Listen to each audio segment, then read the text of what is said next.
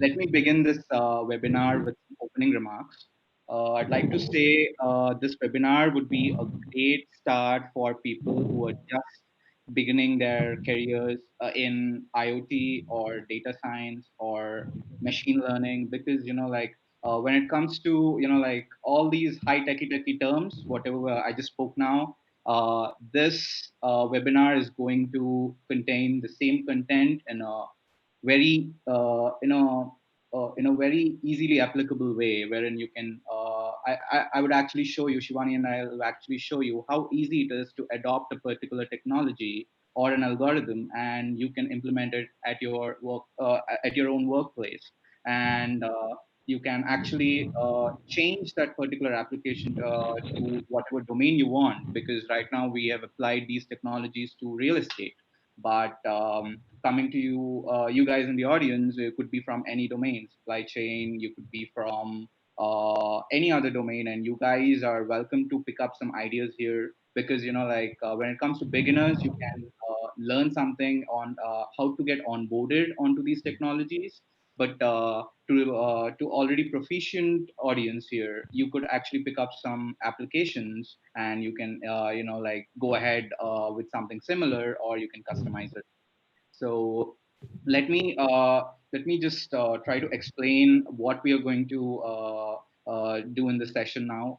We like Shivani and I, we are from a real estate team, and what we do is mostly like Verizon Global Real Estate centric. So what we do is we try to combine and harness the power of IoT, and then IoT brings up a lot of data, so we try to harness the power of data, the storage, the analysis, and then we also try to leverage this data, and we try to do some sort of predictive analysis, or as you can see in the title, I also said it's vision based. So and what we do is, when it comes to vision, we do a lot of image processing, and we do a lot of we apply some kind of deep learning algorithms, wherein we can do some this might sound a little fancy, but it's really very interesting.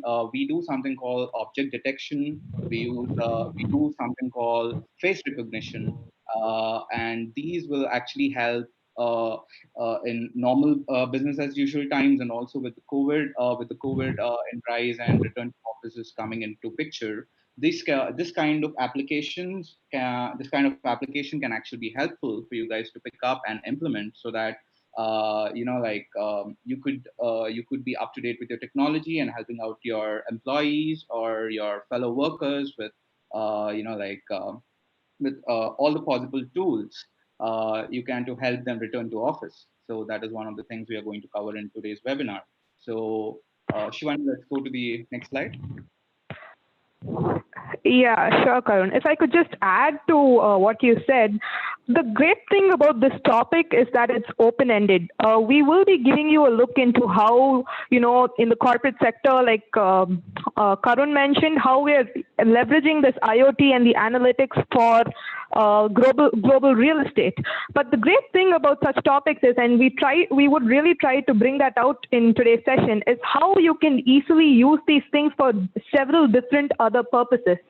So the same, especially in the algorithm section today, we will be trying to, tell you the basics, and of course, we will be giving the examples which would relate to a corporate setting. But if there are any newbies out there, anyone who's trying to, just want to get your hands dirty with some data, the core concepts will be easy enough for you to grasp. And that is something which both Karun and I will be looking forward to doing today. So with that, yeah, Karun, you can take over for the agenda. Sure, Shivani. Yeah. So, audience, it's really important to understand when it comes to a topic. For getting a full 100% 360-degree understanding of it. I believe we need to know three things, and that would be why we need a system, for example, and how to implement that system, and what that system would be doing. So even in our case, we would like to discuss it in the same fashion. Actually, we will discuss what is the need of such a system in today's today's world. I mean, like, how could we apply this? And then we'll discuss how to implement it. We'll discuss what tools we can use, what kind of hardware do we need, because this is because all of this is implemented through IoT, and we would discuss on what kinds of hardware we can use here, and the softwares in terms of what will be running on these hardwares or running on cloud. So we'll be discussing them as well, and we'll be also discussing about the algorithms we personally recommend, or which are pretty uh, I would say, like cutting edge right now, which are very powerful algorithms which are being used. We would give you an overview of them, and we would tell you where you can find those algorithms, either in cloud or you can implement your own custom algorithm for doing any sort of things I previously mentioned, for example, object detection or face recognition. So I can tell you where these algorithms can be like where they're already implemented for commercial use, or if you want something customized, you can build your own thing using the models we are going to suggest. And after that, we are going to take you through the metrics we are going to obtain from these kind of systems. These kind of systems. So we would be knowing what to do with this data. All these IoT devices are going to send a lot of data. Now let's say you watch this session also, like you at your workplaces, you go IoT is trending up, so you'd like to implement IoT, so you go all frenzy and you buy like 100 IoT devices or 1,000 IoT devices, and these are going to send a lot and lot of data. And we would like to discuss how you can handle this data, how you can maintain this data, how you can how to deal with the historical data, how to filter this, and the best part is about the predictive analysis, which Shivani is going to talk. And this will give you an idea of what to do with that data, and and make data-driven decisions at your own workplace. Because right now, what we do, what we would like to do in this corporate world is not to depend upon somebody's own decision or gut feelings, but it's better to take a data driven decision. So this is what the session is all about, and then we will address the Q&A. I'm also open to Q&A between the session. Please post any questions or queries regarding the technology or application, and I would love to answer those questions between the session. Shivani, can you take it up now? Yeah. Yeah, sure, Karun. So we would. Yeah. So first off, we thought we'd like to talk about the need for, tracking data. You could pose the question, why would you need an IoT device to do something which which has been done all this time without it? What is the need for such a data tracking system? And the answer to your question is the way we're revolving today. Data means data is oil, data is money. This is a saying which has become quite renowned all over the world. And for any corporate environment, we would need to leverage this data and get pretty good insights on it in order to minimize costs. And coming to the COVID situation, given the fact that we are in a completely remote setting right now, and if and when we do return back to offices, we will have this entirely like no contact system. We would not be open to touching surfaces. We wouldn't be open to interacting with people. And at this kind of a scenario, that is where IoT would be really helpful. So up until now, there was a system in place wherein you could just press a button, an alert button, and in case, let's say, there's a water filter over there, and the water in that system is completely out, it's drained out, you would waste a lot of time and a lot of energy and a lot of resources to manually go and call the person in charge, ask them to come in, fill it up, and along the time that it takes to do that, you would probably lose, let's say, 3 to 4 employees who are thirsty and they have nowhere to go. So what we've done is we had instituted a sort of button, which when anyone who had gone there who had seen it, they could just at the press of a button, it would immediately send an alert notification to the team in charge, and they could come and fill up the water system. And how was this done? With we were able to do it with just simple sensors. Like one way we could do this is something called an ultrasonic sensor. It's nothing but a little device which determines the distance between 2 points. And this is really interesting because it uses something known as ultrasonic waves. Obviously, invisible waves, just like the Bluetooth concept in our phones. But what's really interesting about this is that you can completely control as to what distance you would like to set just from your code on the Raspberry Pi or an Arduino or any sort of device like that. So what we've done here is, as you can notice, is that we've reduced the time and thereby reduced the cost. Now, suppose we go back to work and we have like these sanitizer stations everywhere. And in case there's a button over there, obviously no one would be willing to touch that button on their own. But we could always have one person contact, like one person could always do that, or we can also try to do something along the lines of just a notification on your phone, press a button on your own phone in order to trigger that response. So these are some things which you could look at, which would really benefit the entire COVID situation once we go back to work. And another thing I would like to touch upon is the analysis of most frequently used spaces, like meeting rooms in your office environment. You see, this has already been something which was leveraged even before the COVID situation.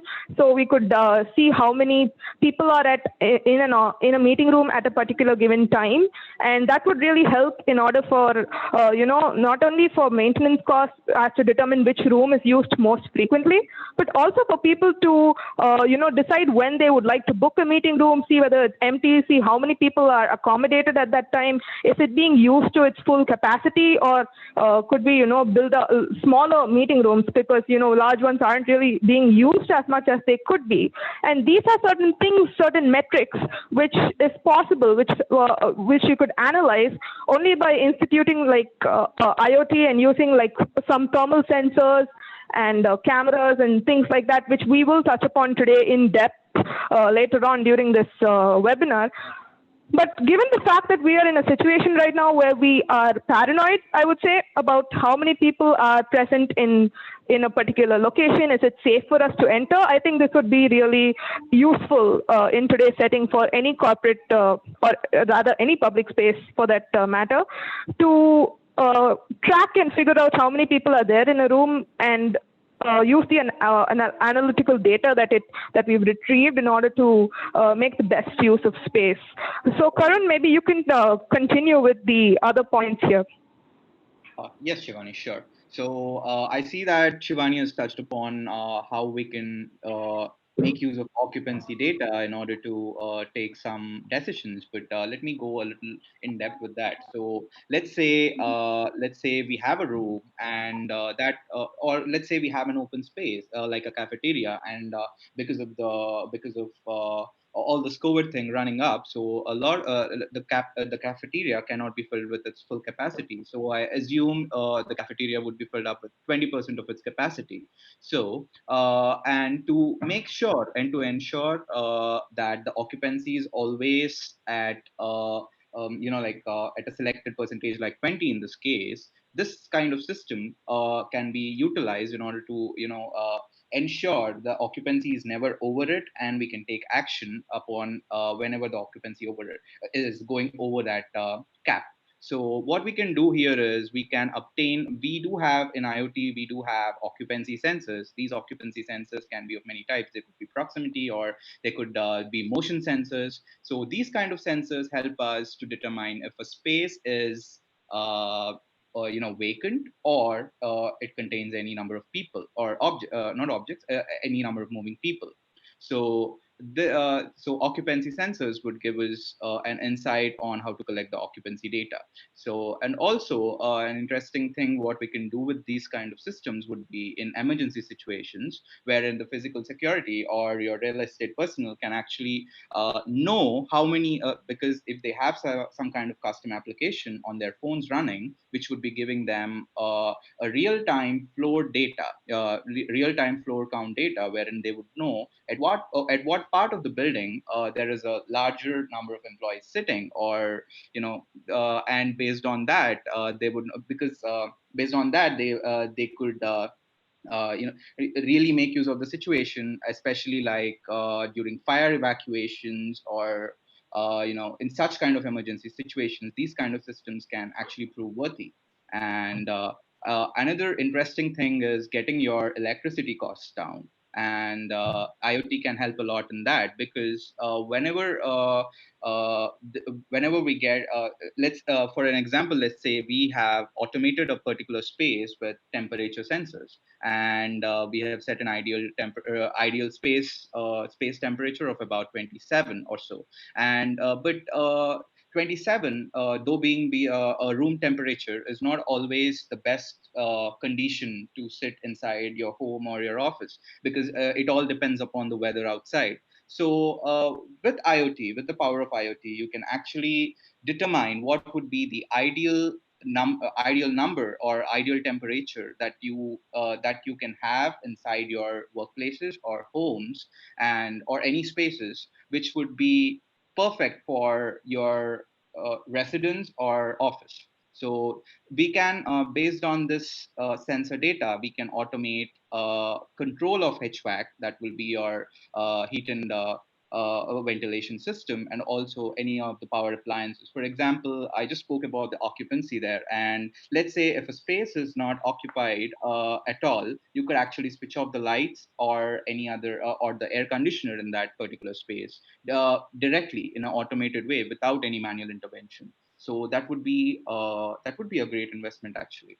And alerts. When it comes to alerts, let's say some of these let's say, for example, let's take up the first example I gave you, wherein there are a lot of people there are more than 20% of occupants sitting in a cafeteria. So what you could do is, whenever the occupancy exceeds 20, an alert would reach any of the real estate personnel or any of the maintenance engineer, and they could like they could come down, and they can actually advise on this occupancy not exceeding the cap, or for any other reasons you can, as Shivani was talking about the water dispensers, you can there could be an alert which is automatically generated whenever the ultrasonic sensor sends an empty signal. Or you could put this on coffee machines. Whenever the coffee is empty, the same concept, the ultrasonic sensor, whenever the coffee is empty and coffee or milk is empty in a coffee machine, it would automatically send an alert to the maintenance personnel, and they could come and refill it, because these kind of things are not automatable completely. So alerts would help in manual intervention, and the personnel can come up and take appropriate actions there. And Shivani, would you take the rest of the points up?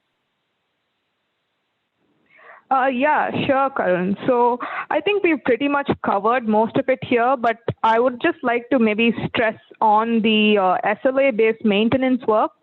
What would probably go unnoticed without having all these little sensors and these tracking devices here and there is that we would not have a quantitative way in order to decide how and when maintenance should occur. So let's just take a simple example and say, suppose the lights are out in a particular meeting room, and let's say that meeting room is not really the one which is being used very frequently. So how quickly or how important is it for the maintenance staff to go and fix that? Is it really essential to allocate resources right away, or can there be a pause? If we have the data to back this up, we will be able to better use the resources, I would say, in order to, make sure the entire experience in that building, the entire resources, the amount of work that is put into it, that we can regulate that and make the best use of our resources. So that is just one point I would like to touch upon. I think we can move on to the next part of this session, which is the tools, hardwares, and softwares. So anyone who's familiar with IoT would definitely have heard about the Raspberry Pi or an Arduino board. The Raspberry Pi is just a small microcomputer, but the reason it has gained such traction and the reason it's become so popular among the in the field of technology is the amount of processing that it can handle, despite its really tiny size. It's been remarkable, and so the latest Raspberry Pi even has a camera in it, which can be leveraged to, once you install OpenCV into it, it can be leveraged to, take real-time tracking to a whole new level.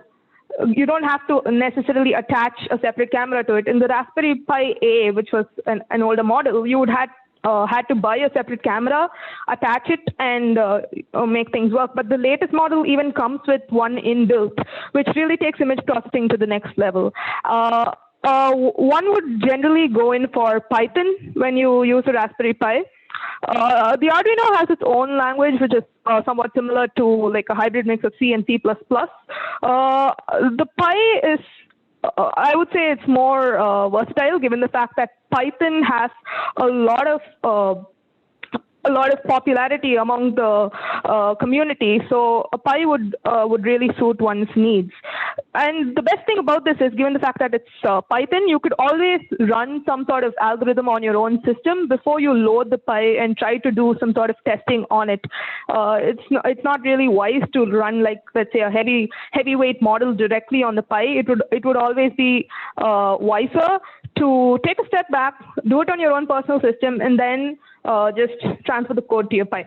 And when I talk about image processing, OpenCV is right now it's leading, I would say, in the industry. That's purely because of the versatility it has and the number of packages it has. And as the name goes, it's OpenCV, so it's open source, and that really takes it to a whole new level.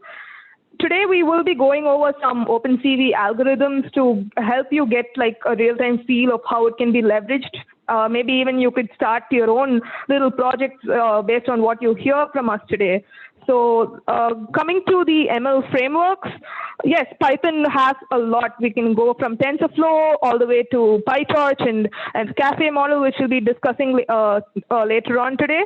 One would generally, when you think of machine learning, if you're familiar with it, you would immediately think about TensorFlow. But how easy, I would say, how easy is it to bring such heavyweight models onto your small, low-powered, low memory, low RAM Raspberry Pi?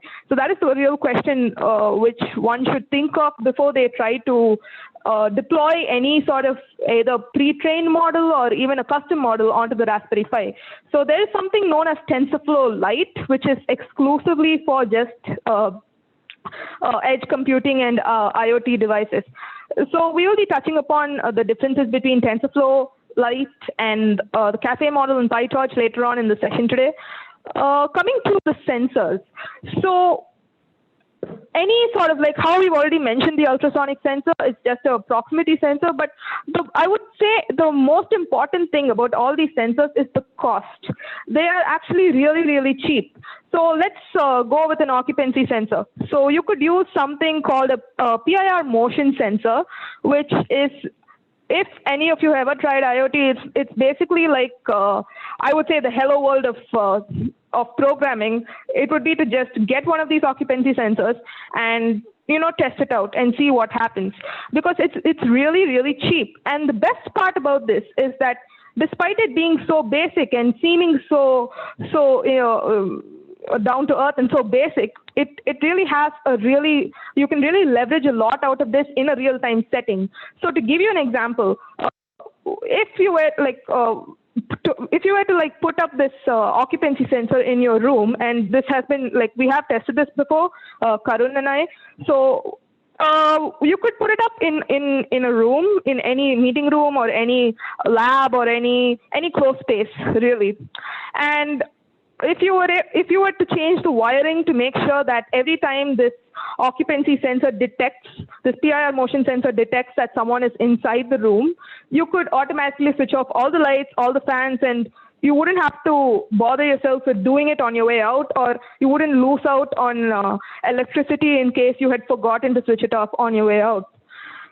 So it's really amazing that something which is, I would say, the cost of a PIR motion sensor is only 300 rupees.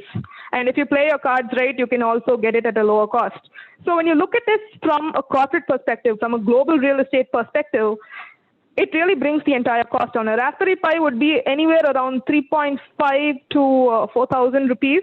But obviously, if you get it in bulk, you can always reduce the cost. So the entire aspect of IoT is not only do you have the added advantage, I would say, of looking at your data and making good decisions based on that, which was lacking before this whole thing gained traction and before it became popular.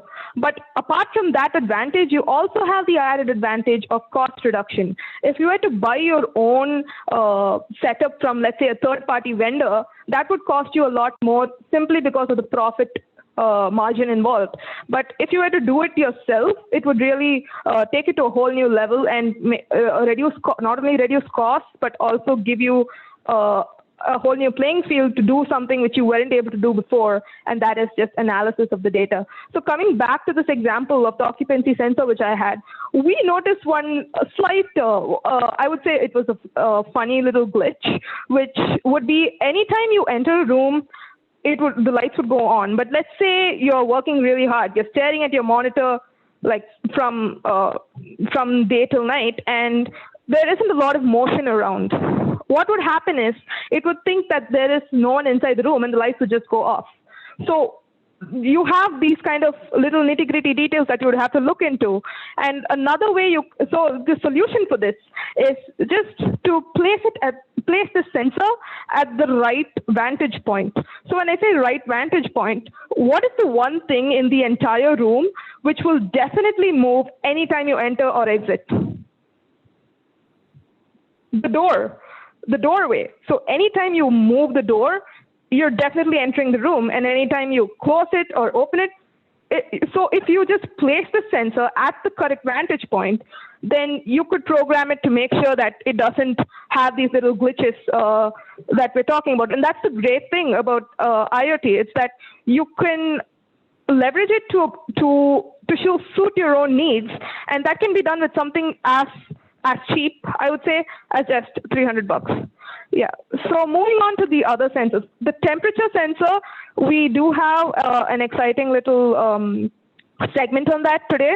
But just to brief upon it, you can use a temperature sensor just to detect the human body temperature. So sort of like thermal imaging.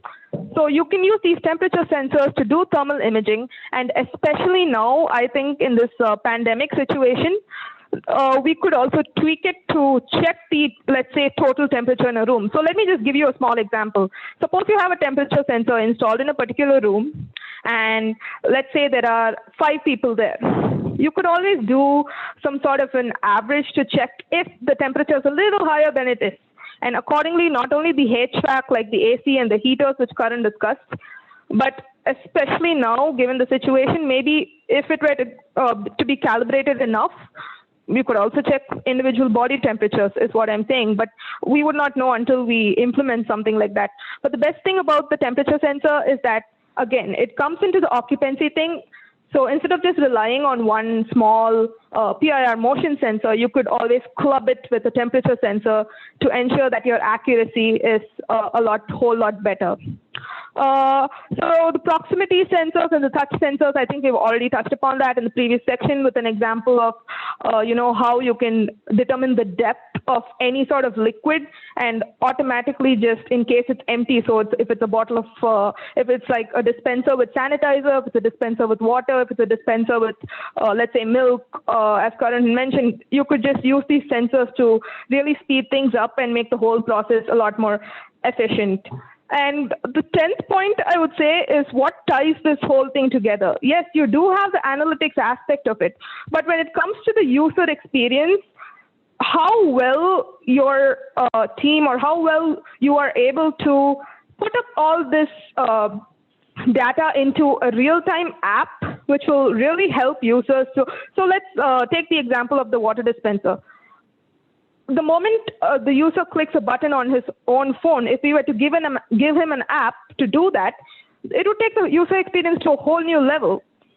So I think it all boils down to how well we're able to use this data, put it into little chunks, little APIs, and create a nice little app which would be really useful not just for the end users, let's say the employees in a building, but also the end users like the maintenance workers and other people that we've touched upon up until now. So these are the top 10 things you would need to make your IoT project really successful. So I think In I addition to can that, hand it over back to Karun. So yeah, Shivani. In addition to what Shivani said, where she was mentioning yeah, about what is getting over, and then then there would be a custom application which you have, and you can click a button, and then you can get it replaced.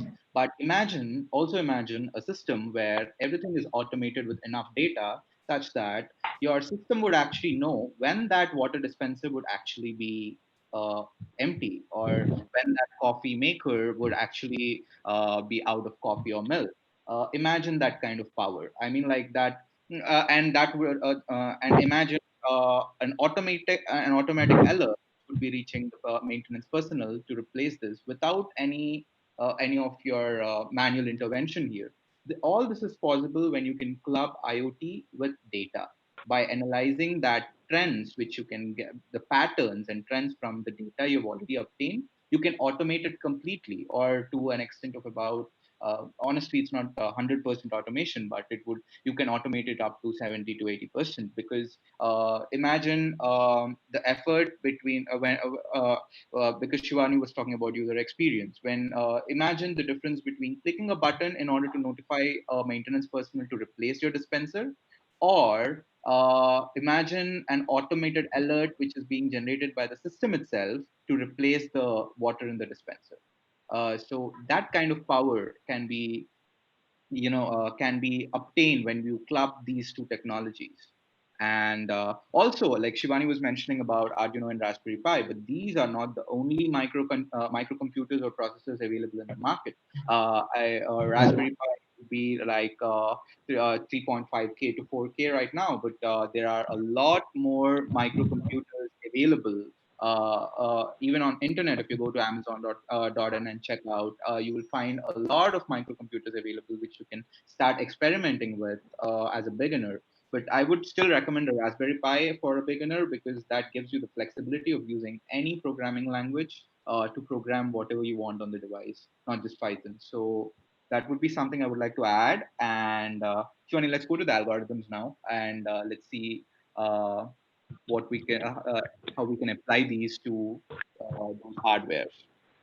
All right. So yep. first thing would be a sensor-based algorithm. So right now, let's imagine there is a pretty big space. Let's say we have about 3,000 square feet of space here, some closed, some open, and we have about 80 to 90 temperature sensors set at different places, different appropriate places in the real estate. Now imagine how much of data this would be sending. Let's say each temperature sensor is I mean, like this data, we have to collect this data somehow. So what microcontroller you're using here must be having a network antenna on it. So in order to communicate with your backend services, so you need to and these IoT devices would be sending this data over HTTP REST probably, and through HTTP REST you can send the data from your devices to your backend or your server in order to store the data and later analyze it.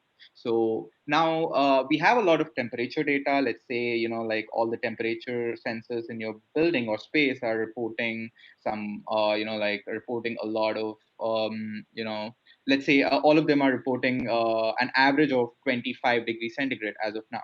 So imagine the external temperature outside your building. Let's say this is summer and this has gone up to 45 degrees Celsius. So imagine a system which would automatically convert the difference between this external temperature and internal temperature to give you a proper comfort temperature inside your interior. And that is possible through these temperature sensors.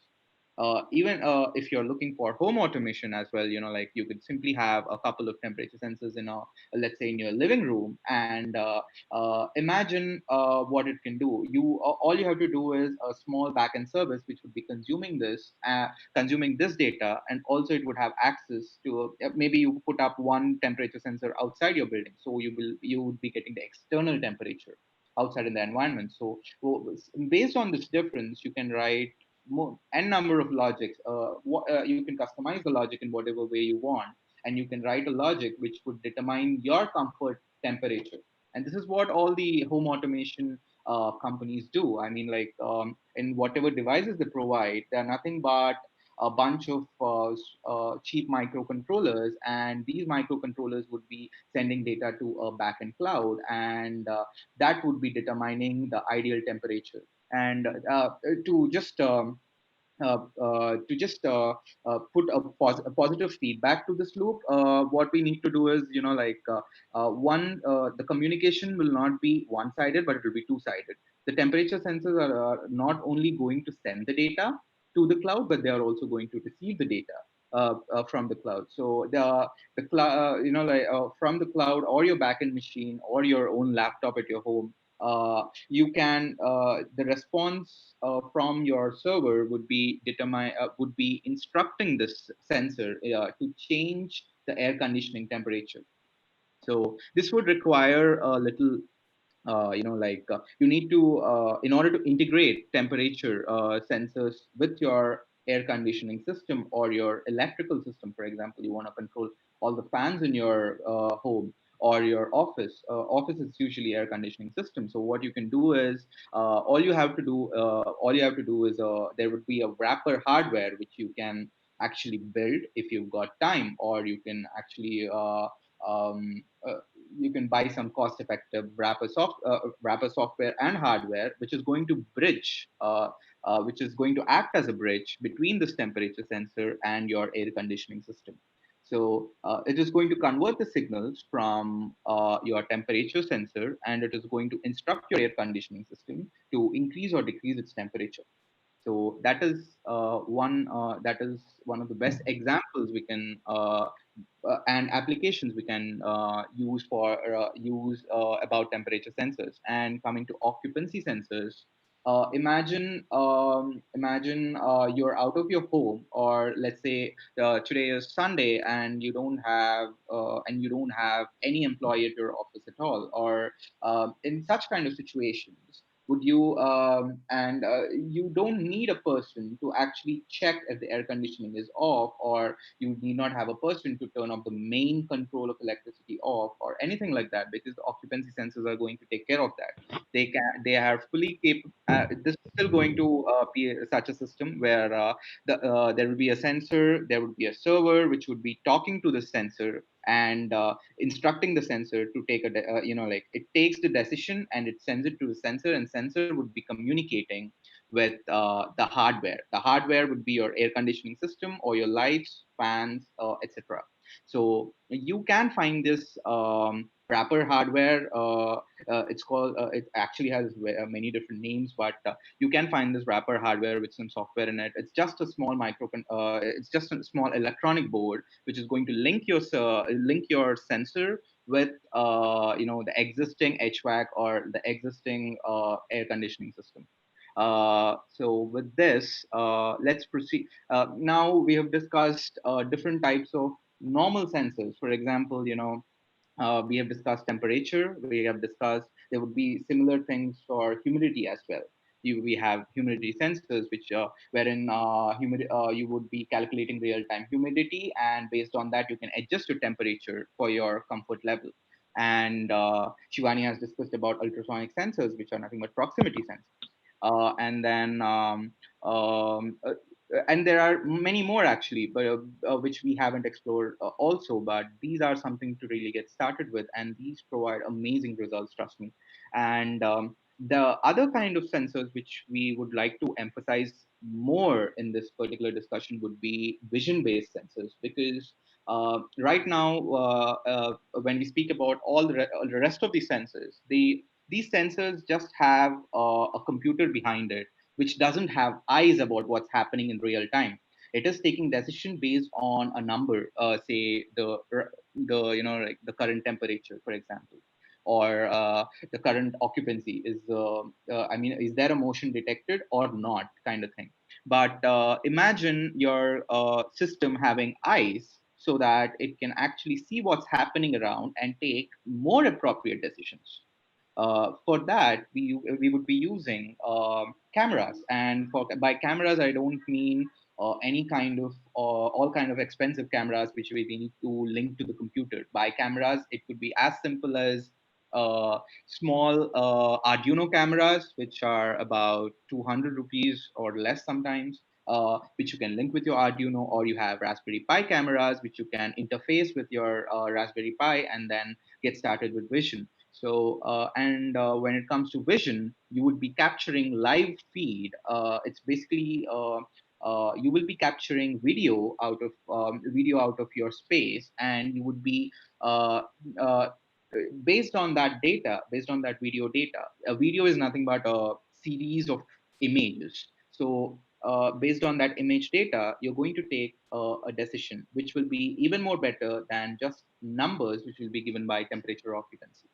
So Shivani is going to talk about few image processing things with image processing algorithms here, because once we get the image data through the video data, we need to do something about that images. The computer needs it to be pre-processed first in order to obtain some insights out of it. So Shivani is going to talk to you about some of the pre-processing algorithms we can use. Actually, she's going to talk you through in depth of these concepts. And once the pre-processing is done, I'd like to explain more about object detection and blob detection through those images. So Shivani, can you get started on background subtraction? Yeah, sure, Karun. I think we do have like a couple of questions, so maybe I'll just answer that first. Sure. So the first question we have is about is Raspberry Pi a microcontroller? So is it a microcontroller or a Raspberry Pi? Microcontroller versus Raspberry Pi. So actually, yes, a Raspberry Pi is not a microcontroller. One would call it a microcomputer because it has its own RAM, it has its own memory. It's basically like a tiny computer as such. You could even load your OS into it, and you can make like a desktop sort of thing. And it's not really a microcontroller per se. So to answer your question, no, the Raspberry Pi is not a microcontroller. It's a microcomputer. And And we do Shivani, have a similar question. Yeah, if there's anything you can add to that, Karun. Yeah. yeah, Shivani. For IoT to function properly, all you need, there are three things to know first. In electronics, there are microprocessors, microcontrollers, and then microcomputers, which are way more advanced, and which is Raspberry Pi, like Shivani was mentioning. But let me just tell you the difference, though. Microprocessor is something is a piece of electronic which you can interface with your existing electronics in order to in order to control it, or in order to uh, uh, like, it doesn't have additional interfacing things, it doesn't have memory, it doesn't have it just has when you connect it to a computer or an existing electronic, it can do some kind of decision-based stuff. But when it comes to a microcontroller, it has a RAM of its own. It has it has a memory of its own, and it can actually process your data. A microcontroller is very capable of handling your electricity system altogether. But a Raspberry Pi is even more powerful because it's basically a mini computer, if I must say that, if I can say that verbatim. And microcomputers are pretty recent because and the reason we call it a microcomputer is because you can do right now I can do exactly what I want. I can implement an application which I'm doing on my MacBook Pro or Air in a Raspberry Pi without any problem, because Raspberry Pis can have up to 4 GB, 8 GB of RAM, along with you can have external memory in form of SD cards, so you can scale way beyond. So that's the reason it's called a computer. And Shivani, can you pick up the Uh, second one? Yeah, Karun. So the second question is sort of like a follow-up on this. It's like, how do you code these Raspberry Pis? Which editors, tools, and frameworks are required to build things locally? So I think that's a great question. To put it very simply, you have something known as an OS image. Okay, so you load that the moment you get like a fresh new Raspberry Pi. I would say it's a tedious setup process, but later on it becomes really simple to use. So the first thing you would need to do is go to the official Raspberry Pi website and find the latest OS image. It's basically just similar to Ubuntu, and it's usually called a Raspberry Jessie with Pixel. You have so many variations, but one of the types which I've personally used before is the Raspberry Jessie with Pixel. You can always go through their official website and find out which OS you would like to work with. But overall, they're all more or less similar to the Ubuntu and Linux environments. So that is how you would set it up. As for the tools and frameworks required to build things locally, you have like a step-by-step guide you would need to follow. It involves getting an SD card, because you would basically load this image of your OS onto that SD card and then plug it into the Pi. And it's apart from that, if you're also looking at what kind of languages, when you mean frameworks, after you build it, after you set up your whole Pi, how can you use it? What kind of languages and frameworks can you use? Apart from Python, which both Karun and I have touched upon previously, it's a little known fact that even Java it's possible to code in Java on the Raspberry Pi. You have something known as the Java Micro Edition, but it's Micro Edition 8.3. Last time I used it, there might be an upgraded version right now. But I would say that Python is a lot more faster, and you have a lot more documentation to back you up in case you need help. The Java Micro Edition, if you're a hardcore Java developer and you feel comfortable, you can always try doing that. You would need some sort of Java-based editor, let's say NetBeans or Eclipse, to get you started. But that is also possible. It's a little known fact that Java Micro Edition is also one of the frameworks you could use. So I hope that answers your question. Is there anything you'd like to add, Karun, to that? Yeah, Shivani. And when it comes to language or editors, I would also like to add one more thing. Internally, it's all since it's a microcomputer slash microcontroller. Everything happens at assembly level, but and most of this is controlled through C++. And over this, you are allowed to, you're allowed to code in any language of your choice. It could be Node, it could be Java, it could be Python, and this would whatever code you write will actually interact with the existing C++ code, and this C++ code will be converted back to assembly. So this is how the communication happens through what you code and what you program.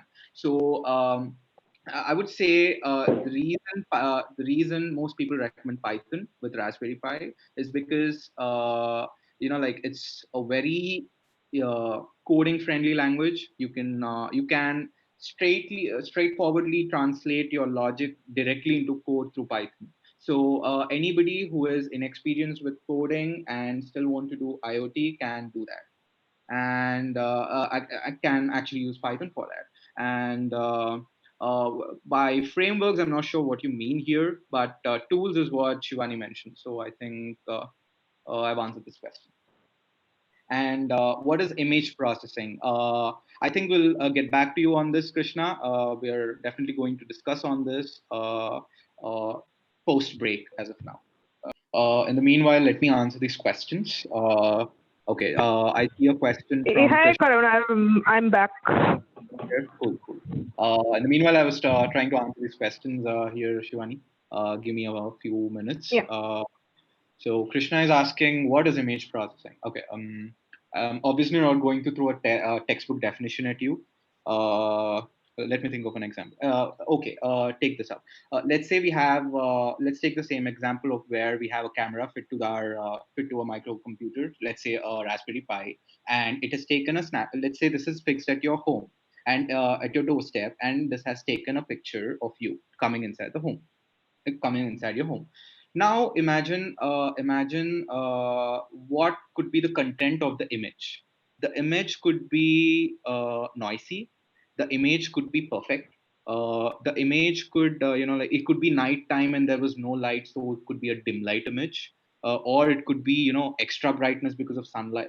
There's a lot of sunlight popping up at your doorstep, so like the image is too bright and like, you can't see the content of the image properly. And there are many cases where and let's say you're manually viewing this image, and that is when you can see all these troubles for yourself. And like if you're an experienced photographer or a digital image processor or something, I mean, like, this is basically Photoshop stuff. Like if something is too bright, you kind of dim it. If something is too blurred, you kind of unblur it by adding some let's say your face was not clear, so in Photoshop we can actually go and add some neighboring color palette, like your skin color, and adjust the image. So such kind of things, and imagine this is all manual. Now let's try to understand how a computer will understand what's in the image. And let's say it is an image of you entering your home with a bag on your right hand, and car keys on your left hand visibly. So imagine a computer understanding that you are entering your home, and also that you have a bag in your hand, and also that you have your car keys in your hand.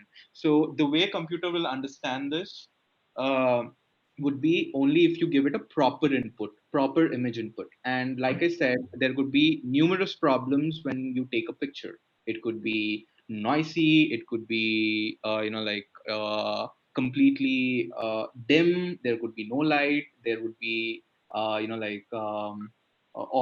the image could be maybe the hardware is faulty. Maybe it's been like 5 years you had that setup and the hardware is faulty and it's generating some inbuilt noise. So there are numerous cases. And so what before feeding this image to your computer, you need to process it. You need to adjust, make all those adjustments, and then give it to the computer so it can understand.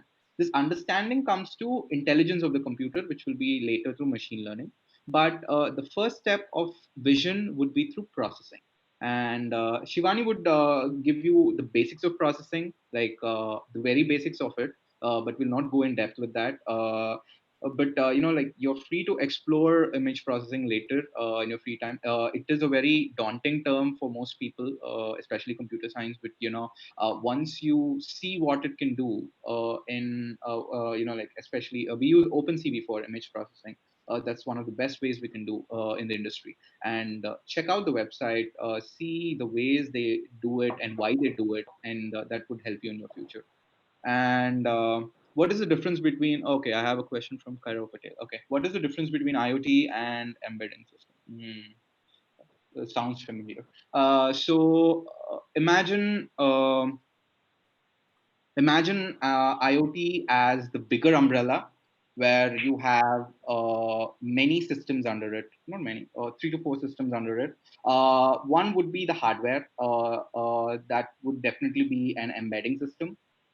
This embedding system, for example, let's take an example of occupancy sensor, which is a motion detector. And let's say it detected a motion, and it says the room is not vacant, or like the seat is not vacant. So and that kind of decision is being taken in the hardware, which is the embedding system. And there should be some way where this embedding system must be able to communicate whatever data it got to any other system. So there must be a networking system as well. So IoT is nothing but a combination of embedding, network, and some more optional systems, and all of these, when clubbed together, can be IoT. IoT is nothing but you get some data through your sensors, you you send it to you send it to another application or system and make use of the data and take decisions based on that data. That is Internet of Things. And it's internet because it's connected to a network, and you can do anything with that data. For example, we have a new Hyundai car. I forgot the name. Venue, I think that's the first IoT car in India. And the advantage is you can control the engine of the car through your mobile app, and that's through IoT. Nothing but there will be a embedding system inside the car, which will be communicating through a network stack through to your application on your phone. And the moment you click a button in your app, it will automatically switch on the engine. As simple as that. So I hope I've answered you guys clearly on this.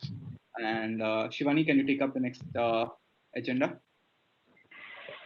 Yeah, sure, Karun. So now we'll be moving on to the algorithms part of it. Hopefully, it'll be a lot more interesting, the segment, because we do have some real-time coding examples that we would love to walk you through. And the first thing to continue upon what Karun said is, in order to understand image processing, you would need to know something known as background subtraction, because it is the most basic form of image processing, one of the basic things you would learn when you first start experimenting with it. And something so simple can be leveraged to a great extent. So first, let me just show you these images here on my screen. Suppose you have a perfectly good picture or a video where people are walking. If you were to apply the right sort of background subtraction, the right algorithm, you can just pick out those people who are moving. So the whole point of background subtraction, and I'm not going to bore you with the details of the math, but it's more of a subtraction of your background pixels. So each frame has a bunch of pixels. Any image, as you all know, has a bunch of pixels. So when there is a moving object on your screen or which you're trying to process, this background subtraction algorithm, there are several algorithms, and we'll be going over one in particular today. But in general, any background subtraction algorithms will just go step by step. Each frame will be compared with the previous frame, and those pixels which are deemed to be stationary, which are not moving, which is most certainly your background, will be subtracted from the pixels which are in fact moving, which is your foreground. So to put things into perspective, it's also known as background and foreground segmentation, wherein you segment your foreground and make sure that you discard the pixels of the background. And that is how you get these little white images, because these people are actually moving in the video. And if you go one step further and try to yeah, Karun. 1 second. And also, like when you actually see this image, and the way a computer would understand this as an image is nothing but a computer would understand this as a matrix, a two-dimensional matrix. And like Shivani was saying, the background subtraction needs at least two frames in order to understand what to be subtracted. So when you compare two matrices, two-dimensional matrices, you see what numbers are changing, and the changing numbers would be your foreground, and the rest of it is background. Shivani, you can take it up. Yeah, sure, Karun. So on that note, let's move on to the real-time example which we have here for you. Okay, so what I've done is I've just imported the CV2, which is your OpenCV, and the rest of it is just to sort of help me along to grab the video and to do some sort of computation on it. So NumPy is nothing but your array, and let's not go too much into detail, but let me get started with the code. So here I'm just grabbing one random YouTube video of people walking. Okay, and this is the interesting part. This create background subtractor MOG2 is nothing but an algorithm pre-packaged and ready for you to use as a function by Python's OpenCV. It is that simple. All this math that in terms of the matrices and the foreground and the background segmentation, all that Karun and I have discussed is already pre-packaged into this little function. And by emoji, it's a mixture of Gaussian functions. So this Gaussian statistical model is what is used. When I say model, it's just a random series or a series of step-by-step calculations to determine the most accurate form to reduce the noise. When I say noise, as you can see in this example, when I'll be running this code, when you're walking, sometimes your shadow tends to become the noise. So in a technical perspective, when you speak of the term noise, it's nothing but the pixels which are not necessary for the computation you're trying to go ahead with.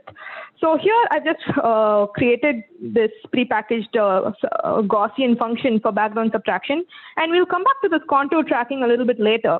But first, let's go to this infinite loop, which is infinite simply because I am reading the video from that link, and on a keystroke of Q, I'll be quitting the video. So which is why that's an infinite loop. Now, as you can see here, I'm extracting every frame from the video. So the stream.read is nothing but me getting the video from the YouTube link, all right? And coming back to the concept of image processing, when you take a video, the way your computer deals with it is nothing but a set of frames. And each frame is nothing but a single image or a single picture for it to process upon. So if you have like a video with, let's say, 100 frames or 200 frames or a really long video, you would consecutively extract each frame from that and then do the processing on each frame in order to continue, and then finally give you like a well organized, like each frame put together, it will give you like the final output as a video. So you won't know that all that is going on in the background, but in reality what's happening is it's nothing but image processing. Even if you take a video, it's not processing the entire video at a stretch, it's breaking it into chunks called frames and then doing that. So now I'm just applying this object, this FGBG object, which I created at the very top. Yeah, so that has the background subtraction. I'm just applying it consecutively to each frame. Now coming to two interesting topics, okay, erosion and dilation. You would ask me, why do you need to add this erosion and dilation, right? What does it mean? Very simply put, okay, let me go with the technical aspect first. It's sort of like a morphological transformation. Now that may sound scary. What is this morphological? But it's nothing but a fancy term for change. It handles the changes in your image. It changes or distorts your image to make it more suitable for you. Now that might seem strange. Why would I want to distort an image in the first place? Well, if you take your image at face value and you try to use it directly, I have actually, when I run this code, you will see three separate screens. One will be your original video. The other will be the distorted one after I apply these two erosions and dilations, and one will be the simple background subtracted one. So you will see why you need to distort your image. So erosion is nothing but, as the name suggests, removing certain pixels, all right? And dilation is adding it back. So you go about this back and forth process simply to make sure that you get or you achieve the portion of the image that you want and discard all the noise that I had talked about earlier. So if you can see here, I've added an iteration of 4. That's nothing but how many times I want to erode it. And I've added a dilation of 5. So when I ran this video, I could see that there was a lot of shadow and a lot of noise. And that is why I wanted to, first step, get rid of it, right? So I had to get rid of that, and I used the erosion. But then if you decrease too much of it, you may even lose the actual object that you intend to track. So that is why you add it back with the dilation. But it will not definitely go back to your original version before you perform these morphological operations. It will make more sense to you when we run this program.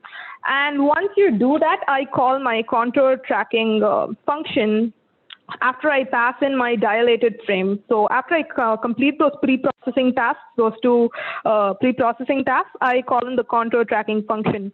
So this is nothing but, okay, first let me tell you what a contour is. It's a very simple term. A contour is nothing but a corner or an edge or an outline. You would agree that it's an outline, right? So why are you finding the contours of an image? So every image has just like these little blobs or binary pixels of zeros and ones and white and black and grayscale and things like that. So when you narrow down on the contours of the object that you're trying to track, the foreground, the moving foreground, it gives you a lot more accuracy. So let's look at these these parameters here. So the first one is your frame, the image that you have received through this function parameter. And the second one is something known as an external. So if you look at the OpenCV documentation, you will be much more well versed with the math involved and the what there are actually a lot of parameters that you could use and you can choose what you want. But simply put here, this RETR external is nothing but the shape of the output that I want. But when I say shape, I just mean the matrix, the contours in hierarchy. These are two matrices that I'll be getting, and this determines the shape of that matrix, whether it's a one-dimensional matrix or a two-dimensional matrix, things like that.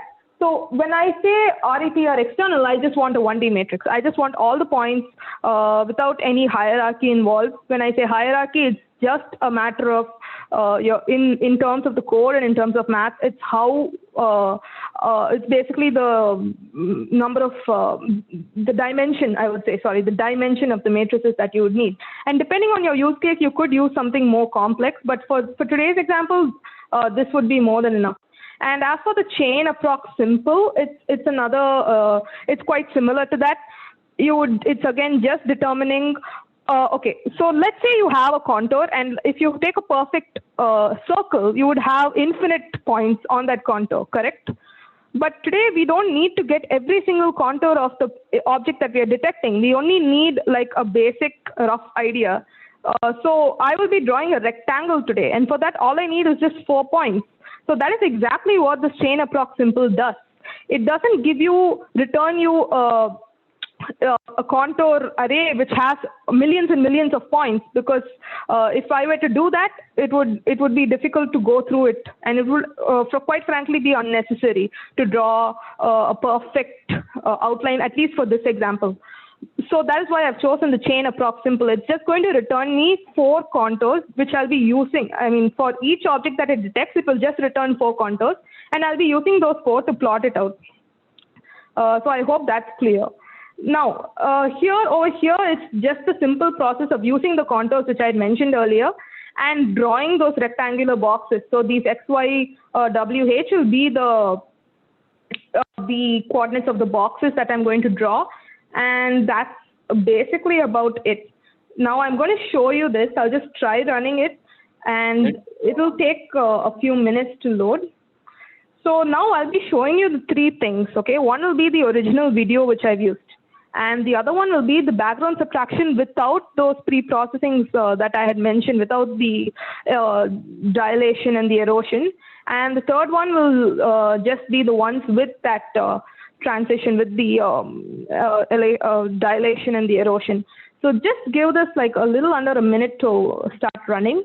My system is a little slow, so please do bear with me. Karun, were you about to say something? Do you have anything to add to that? A couple of things, I think. One would be, it's actually an extension to the answer I gave to Krishna about what is image processing. So, and the way a computer would understand an image is binary again. That's because how we perceive an image is through color. Let's say, and a color is nothing but a matrix of RGB components ranging from 0 to 255, 256. So there will be but the computer wouldn't understand these colors. So before feeding any image or frame to a computer, you convert it into binary, which is nothing but black and white, and then give it to the computer. And computer can perfectly understand what happens in a binary system. That is one thing I wanted to mention. And another thing I wanted to mention in that contour thing is nothing but you would be the foreground, whichever is detected, and the background, whichever is subtracted. The rectangles which Shivani is going to draw would be denoting the foreground. So that is what those rectangles denote. And also, when it comes to erosion and dilation, Some of you people must be familiar with some concepts called high pass filtering and low pass filtering. These are nothing but noise removal techniques. Erosion and dilation act as nothing but high pass and low pass filters to remove noise. And Shivani, I see your screen is not being shared. Yeah, yeah, I'm just sharing the output as well. Hold on 1 minute. Yeah. So this is the output that the code has given us. So this, the one on the left is just the original video, and the one in the center is after the simple background subtraction. And you can see on the right that a lot of the noise has been erased. Like over here, you can still see the white line on the road. That has been completely erased after we've done the pre-processing. And we can also see that it's trying to detect different people instead of making them as one big blob. So the more the more we tinker around with this dilation and erosion and other pre-processing techniques, we'll be able to get a better, I would say, a better accuracy in terms of how many people. Like if you notice here, when three people are working together, it tries to club them as a whole, but then it's able to determine that cyclist as a separate entity. So this is something, this is, I would say, one of the limitations of background subtraction, especially given the fact that this video has nothing other than people walking. But in a real-time setting, if it were a park or let's say somewhere outside with breeze, then every time a tree moves or every time something else moves, it's going to have to detect that as well. So which is why this has to be used maybe in an indoor setting where you know that those are the only possible, that the things you want to track are the only possible things which are going to be moving. So that is one of the limitations of this thing, and we'll be looking at some sort of ML models on how we can improve the accuracy instead of sticking to good old-fashioned background subtracting. But for a beginner's perspective, this would be more than enough to do something cool and try it out and see the results. Yeah, so that's about it with the background subtraction. We Shivani, can now move on to. looks like we have a question from Helen. Can we skip several All right. frames to improve running speed? This would be input specific again, Helen. That's because if the image is being captured by, let's say, some advanced camera like an iPhone camera or a DSLR or something, the frames per second, the rate would be, the frame rate would be 40 frames per second, 80, 120. That means in 1 second, that means when we are running a program, for every 1 second, if it is a 120 frames per second video, we are going to get 120 frames out of it. But the IoT devices we use, like a Raspberry Pi camera, will not be having such a high frame rate. So it depends upon how we want it. If I would say, if we are having a very high frame rate system, you can skip several frames in it, and you can skip, if it is a 120 frames per second system, you can go ahead and skip half of it, more than half of it, based on your system performance. You can do that. But if it is a low frame rate system, for example 20 frames per second, 10 frames per second, it's better not to skip any frames, because each frame would have important information embedded in it. What's the problem we solved using this case? This is a question from Tapan. This is a problem where, for example, let's say we are doing some kind of office automation, and let's say we have a closed entry space, or the entrance of the building, for example, and you want to know how many people are going through, in and out, or in an advanced perspective, you can also know who is coming and going outside the building, once we implement a little face recognition on this. So this background subtraction is the first step of pre-processing that image and knowing if an entity is entering the building or exiting the building. That's one use case, Tapan. There are several use cases, but this is the one we use for real estate especially. I hope I have answered you guys. And Shivani, you can go ahead. Oh, wait, we have another question. What if you're able to track the correct person? Uh, I'm not sure what you mean. What if we are able to track the correct What person? if we are able to track the correct person moving in and out? You mean not able to track the correct person? Or are you asking if it's possible to track the correct person?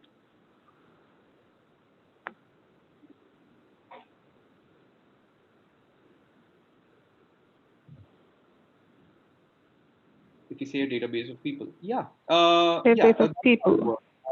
I'm going to give you a Yeah, small okay. demo of a face detection model, not as advanced as Facebook, but I'll give you a small example Mm. where when that clubbed with this background subtraction can actually know who is exiting and who is entering a building. Yes, it is possible with a database of people. Yeah, yeah, I agree. Yes. Yeah. Yeah, that would be much more effective. You're right. But just to emphasize, as Karun said, this would be like the first step to doing that. So, yeah.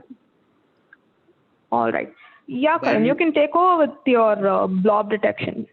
yeah, yeah. So what we can do here is, in interest of time, Shivani, let me go ahead with this as well as the face recognition, since that's in the topic now. So and then we Yeah. can describe, then we can discuss the rest of it. So and when it comes to vision, we have multiple ways of detecting an entity, an image. One would be having a infrared camera, which would be generating heat images, just like we have in this image. So by this, we'll be agnostic of the data, that this is a person, this is a puppy, this is a cat. We don't know what that person is, what that entity is, but we only know if something is moving or not. That would be from a infrared camera perspective, and we can also use black and white cameras, which can be which can be the input can be slightly pre-processed and then given to the server, or we can go ahead and use standard RGB cameras, where you can capture colored video and then process it. So this blob detection is nothing but what if we have an infrared camera, you're capturing. Let's say I put an infrared camera in a movie theater, so to understand how many people are sitting, to understand the current capacity of the theater screen. So and this is an existing application. Movie theaters use this. So based on this, like the output of that particular camera would be a big image with dots, with dots of heat represented like these blobs. And the way you can deal with this would be through OpenCV provides a wonderful class to do this before you go ahead and implement something custom. It has its inbuilt blob detection techniques. It's just as easy as you go and as you did background subtraction just now. So that is one thing I would like to say. And secondly, let me quickly give you a small demo of how we can do face recognition on at a production enterprise level. Let me share my screen.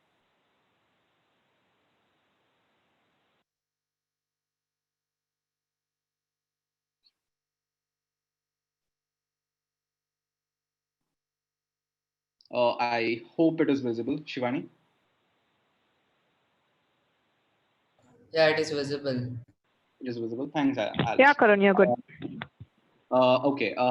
And since one of you guys mentioned, what if there is a database of images, and like we track people? Yes. For example, this is an image of me, and this is another image of Narendra Modi. So the let's say my database is having only two pictures right now. That means my computer can understand if a particular image has these specific two people or not. And to understand the complexity of a face recognition system, understand what if this image of me has been taken like 5 years ago, and I was having a very medium beard, I was wearing spectacles, I had less hair, uh, etc. But imagine how a system would recognize me. Let's say if I grow a beard, if I put shades, if I wear a cap, if I wear a hoodie, for example. So imagine how complicated it can get. So these are some of the current complications we have to deal with face recognition systems, but we are the current trends are on par with that. So this is my database of images. I just have two as of now for this demo, and I would like to show you how I can detect.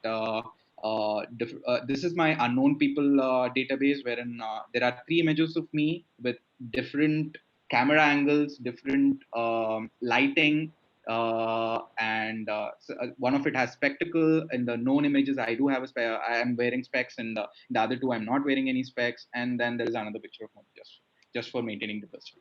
So now if I run this code, I'm running this on Google Colab, and Google Colab is an excellent platform for you guys to run your machine learning models, because you can connect real time to Google's GPUs and TPUs without spending much on your own servers or EC2 instances, etc.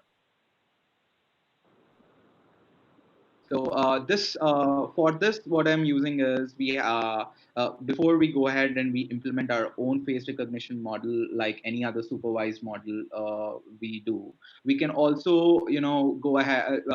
Before we do that, there is an existing library called face recognition, which is by DLib. DLib is a very performance optimized library which you can use for object detections or recognitions. So I'm using that library called face recognition. And what I'll be doing here is right now, I'll be scanning the known people. Known people folder is my database. And then I'll be scanning the unknown people database. And now I'm going to compare and see how well it can detect if that entity is the same person in database or not. So let me go ahead, execute one by one.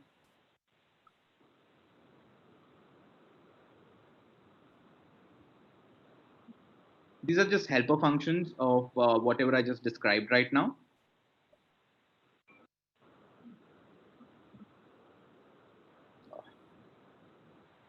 Google Colab, this is a procedure in Google Colab where you have to authorize. It connects to your Google Drive.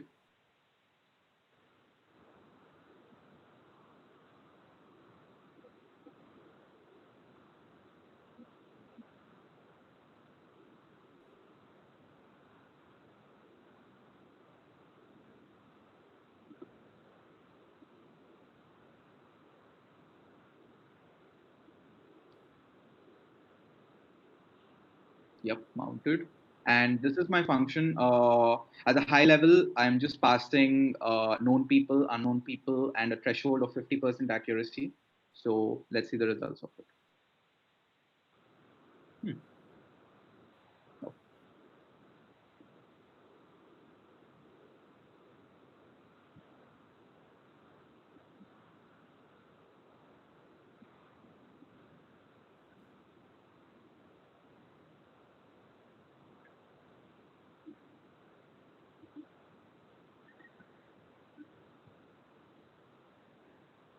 All right. As you can remember, in the unknown folder, I have three images of me, Karun, and one image of Modi. And it has detected, and I have not labeled them. I labeled them as numbers 2, 3, 5, and it has detected them successfully with the name I've given in the database, Karun and Modi, and without any problem. And if you vary this tolerance, this is called a tolerance level, also known as threshold. The more you increase, the more accuracy you can get, but at the cost of sometimes in worst cases it can lead to a misdetection. This face recognition model, whatever I'm using, this internally uses. Before this, I went ahead with deep neural networks, and I've done some stuff which closely resembles this. But this is a concept called Siamese learning. The face recognition, this module uses something called Siamese learning. You can Google this later when you have time.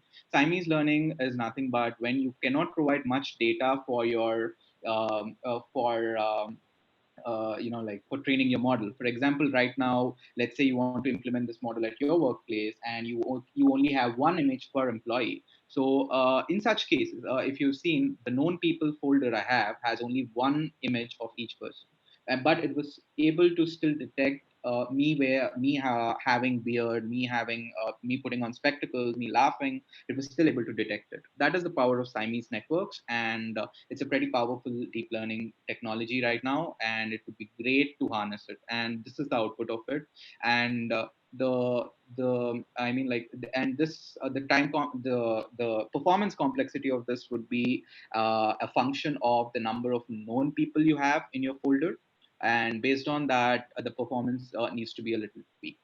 So this is a small module I wanted to share with you, and this clubbed with background subtraction can it will be the best way you can track something in and out. And uh, handing over to you, Shivani. Yeah, thanks, Karun. Yeah, so in the interest of time, I'm just going to touch upon two topics really quickly in terms of the analysis portion. So now that you have all your sensor data and you have all the things necessary to do some analysis, I just want to show you two simple, 1 minute, let me share my screen, two simple concepts which you could use. One is a statistical model, and the other is a deep learning model. So the first one is a RIMA model. You must have already heard of it in terms of your stats concepts, but the one over here is an actual predictive analysis model. Both the models I'll be discussing now are predictive analysis models. So what does that mean? Suppose you feed in your past data, all your sensor data which you've retrieved, you will be able to determine or predict what are the future trends. And this could be really useful in terms of determining whether, let's say, you need to install increase the temperature in a room at a particular day, or on whether you need to increase or decrease the temperature based on the season, winter, summer. This is something which will give you numbers to back that up. So an ARIMA model is an autoregressive integrated moving average model, and it has 3 parameters to it. The autoregressive model uses the prediction, and the moving average takes into account your error. Now, the interesting part here is the integration, which is nothing but the difference. When I say difference, first let me touch upon what this autoregressive and moving average exactly means. So now this beta 1, beta 2, as you can see here, are just coefficients. Okay, what we are interested in is the y aspect of it. So the function of the data that you want to analyze. So let me assume, let's say it's the temperature, and yt minus 1 would be the temperature of Jan. Yt minus 2 might be the temperature of past December, and it would keep moving on, so on and so forth, wherein you keep making sure that the regression on these past values themselves as a function of time lag is being used to determine your y of t, which is your predicted future value. And moving on to the moving average, it doesn't take into consideration the data points themselves, but instead it uses the error factor, the amount of error that is present in your predictions, and uses that to perform a similar computation, and combines the two to give you a regression curve. And so the RIMA model is nothing but a combination of both these stat concepts. And the cool thing about it is, like the background subtraction, which I had mentioned earlier, you already have an ARIMA package in Python to do this. So here you can see that it's a combination of both the regression on your data points as well as the error. So this gives you a whole lot better accuracy. And I just want to touch upon this. It may seem like a really weird looking graph, but this is how you determine the error in an ARIMA model. So this is nothing but an autocorrelation plot. This steep curve over here indicates a positive correlation, and this little lump at the bottom indicates a negative correlation. So for those of you wondering what is correlation, it's nothing but how each of your data points are related to each other. So let me take the same example of the room temperature. Suppose I were to check the autocorrelation of the temperature on a summer day versus the temperature on a winter day. These two, the factors, the temperature and the season, would definitely be highly correlated, and that would give me a positive correlation. But if I were to take, let's say, the temperature on a day and let's say, I don't know, the traffic outside, these are completely unrelated. So that would definitely give me a negative correlation. The key aspect here is to check your plot for how much of a positive versus negative, I would say, balance you can strike, and that is how you determine your integrated value, the difference value over here. So this is just a quick intro into how you can actually predict future values without using a machine learning model. Now let me move on to a deep learning model called LSTM, long short-term memory. It's nothing but a recurrent neural network. So I've just taken up a quick example here for you. When I say RNN, you must be wondering what is an RNN. A recurrent neural network is a deep learning model which always uses its past data. It's a feed-forward neural network. So it unlike an ANN or any other neural network, here it always uses its past errors, feeds that back in, does a little bit of back propagation, and it improves itself in this way. So this is said to be one of the best models for predictive analysis. Let me just quickly, so I have a little CSV folder here which I got off Kaggle, which gives me the machine temperatures. So once I load that up, and I just get the timestamps. And since for any predictive analysis, you would need a time series. So I've made sure that I use this timestamp to my advantage to see the trends over a period. And always start off with a bit of explorative data analysis and see how your data looks. As you can see here, from the 2013 period all the way to 2014, it's not been a smooth transition. There's been a sudden drop, and there's been another drop here around early 2014. So this is the past data that you've leveraged. Now, how would you make sure that your model is smart enough to give you the correct trends for your future? How would you, let's say you're supposed to rely on this model in the future, and if it gives you terrible results, how would you make sure that doesn't happen? That would be by trying out this model. And first off, let's start with the scaling. Scaling is nothing but making sure that all your values, your temperature range can range anywhere from, let's say, 20 degrees Celsius all the way to 90. But you would need to make sure they're all in the same range of, let's say, 0 to 1 is what I've used here, decimal values, to make sure that your graphs and your predictions are all on a level playing field.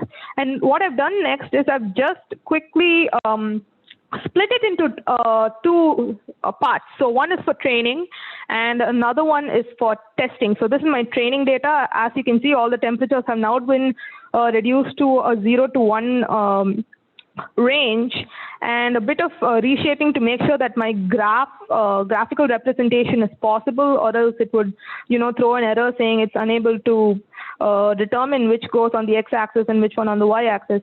And now we come to the interesting part, your RNN. So the math behind this is nothing but your ReLU activation function. So a really quick intro into this. So there are several layers. When I say layers, they are just data points.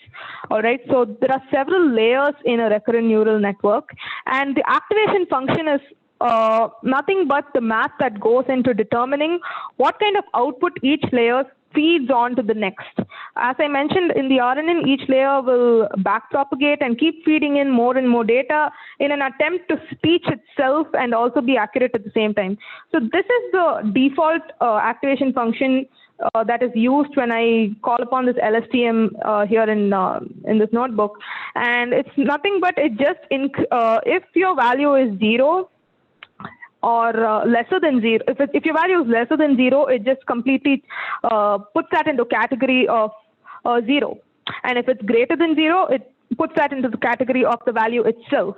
And this is something which is propagated throughout. I've created around like 4 to 5 layers here. And the dropout regularization is a very interesting concept. It's just don't want your predictions to be too good to be true.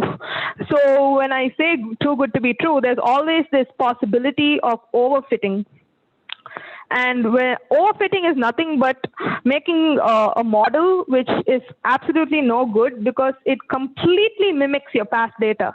and that is not something you really want going forward. You need a bit of reality, and you need to make sure that your model works well for any sort of data you might feed into it. And that is why I have added a dropout regularization of around 30% at the fourth layer and just 20% for the first three layers.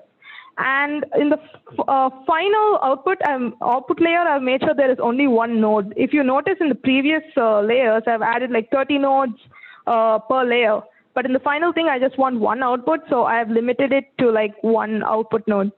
And when I mentioned about self-teaching and backpropagation, the way it calculates this error is through the function that you provide over here. And that is nothing but the mean squared error, which I've chosen. And that's about it. So I've trained it over 100 epochs, and this is all just how I visualize it. And what I really want you to see here, the whole point of this little walkthrough, was to notice that despite a sudden drop, right? So let me just clarify. The red color is my testing data, and the blue color is what our model has predicted.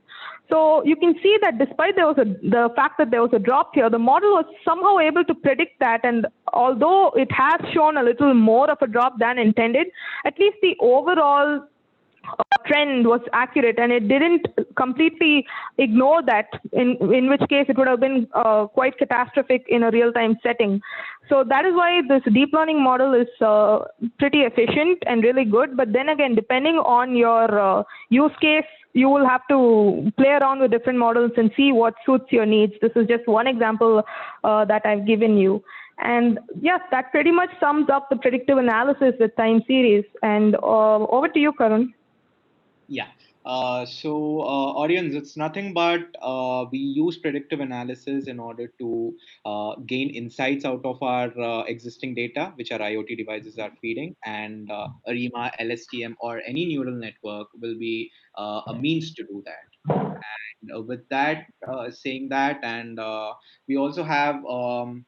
We can go ahead and use, if we are going into the machine learning field, you can go ahead and use TensorFlow or PyTorch, or in case you want this, and there is another concept called edge computing, where you want all of this model to be on the device itself. And in those cases, like Shivani was mentioning, you can use TensorFlow Lite, which is which compresses your model, your standard TensorFlow model, and you can deploy it in your IoT device, say a Raspberry Pi. So with that, I would like to say I encourage any more questions. If not, thank you guys. Thank you very much.